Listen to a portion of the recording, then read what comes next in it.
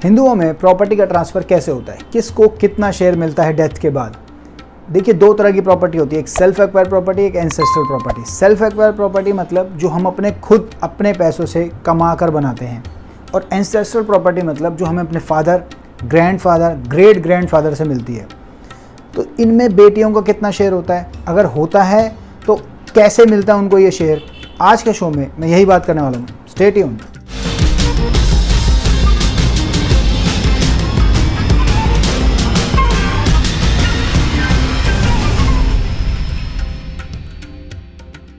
Property का division दो तरीके से होता है, टेस्टामेंट्री सक्सेशन और इंटेस्टेड सक्सेशन। टेस्टामेंट्री सक्सेशन का मतलब है विल, यानी कोई पर्सन जिसके नाम पे वो प्रॉपर्टी है, उसकी सेल्फ एक्वायर्ड प्रॉपर्टी है, वो विल कर सकता है कि ये प्रॉपर्टी मेरे मरने के बाद मेरे बच्चों को, मेरी बीवी को मिले। इंटेस्टेड सक्सेशन का मतलब है कि वो बिना विल करे ही उसकी डेथ हो गई तो उसकी जो प्रॉपर्टी है वो इक्वली डिवाइड होगी उसके लीगल एयर्स में, एज पर हिंदू सक्सेशन एक्ट, उसके अकॉर्डिंग वो प्रॉपर्टी डिवाइड होगी।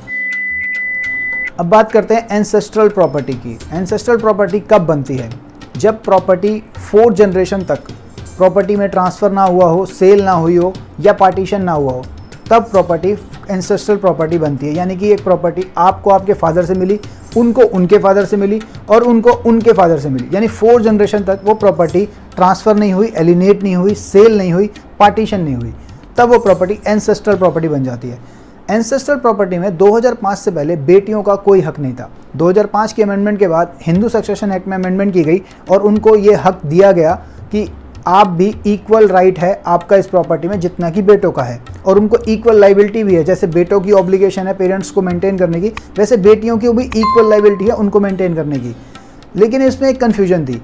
कन्फ्यूजन ये थी कि 9/9/2005 को जब इसमें अमेंडमेंट की गई हिंदू सक्सेशन एक्ट में, तो ये क्लियर नहीं हुआ कि 9/9/2005 को जो फादर हैं वो अलाइव होने चाहिए। तो ये कन्फ्यूजन दूर गई सुप्रीम कोर्ट की जजमेंट में विनीता शर्मा वर्सेस राकेश शर्मा ने। उसमें ये कहा गया कि बेटियों को ये राइट बाय बर्थ दिया गया है, तो ये कोई मैटर नहीं करता कि उनके फादर 9/9/2005 को अलाइव होने चाहिए तभी उनको ये हक मिलेगा। तो ये क्लियर हो गया है इस जजमेंट से। If you like this video please share it with your friends. Thank you.